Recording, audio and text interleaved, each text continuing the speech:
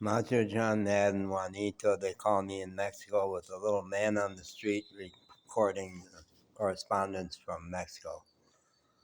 I have for 3 months been living in this tiny apartment, which now has at least one dog in it that has adopted me in this neighborhood.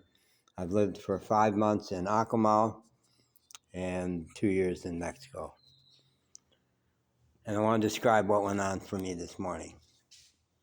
I was sitting here in this spot, my regular spot, where I look out on the world.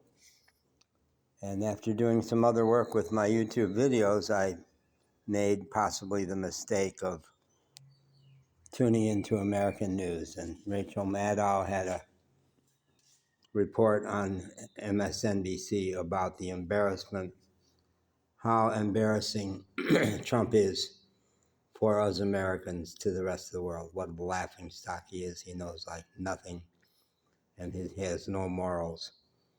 And everything that administration tends to do is turning to shit because they're stupid and ideologues, and nobody is appointing has the skills for the jobs they're supposed to do. The only thing he cares about is that they're loyal to him.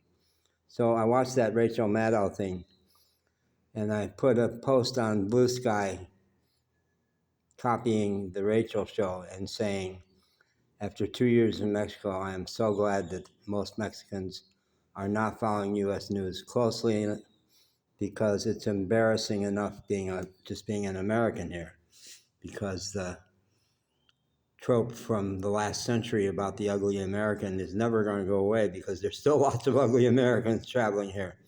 Still lots of stupid and ignorant people just flashing their wealth and who know nothing about Mexico. So that was the backdrop. I went out, I said, get out of the house. You've been doing too much phone work. So I walked down to my front door over there, and something in me said, the antidote for you to American news every day is go walking in this wonderful little pueblo where, as every place else I've been in Mexico, the people are so sweet and it's so safe. Go take a walk. So at this northern end of the Acoma Pueblo, there are 2 streets that are paved, and all the side streets are very rough gravel roads. So I walked down to the paved road down there, walked down a block. I basically walked around my block, which is a very big block.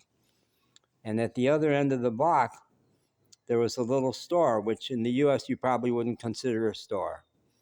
A little hole in the wall, staffed at that point by a 12-year-old girl who was barefoot. Sweet, so sweet. And I just wanted to buy something. It's not that I only had 16 pesos, but it's all I had in my pocket. I wanted to purchase something. I said, do you have anything to eat or drink for 16 pesos?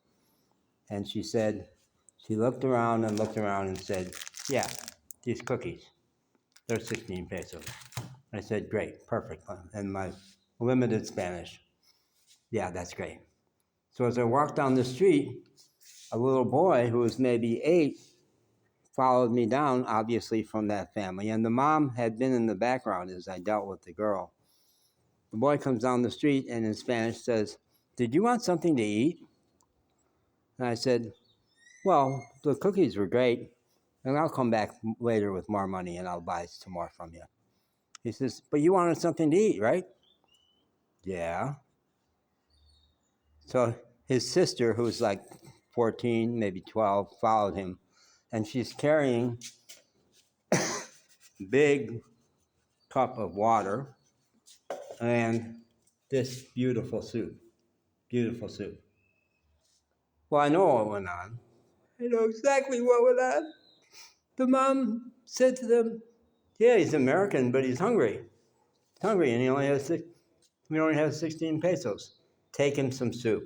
Take him a big cup of water and some soup. So they followed me down the street and said, our mom wants you to have the difference between the ugliness of what's going on in my country and the beauty and sweetness of Mexico.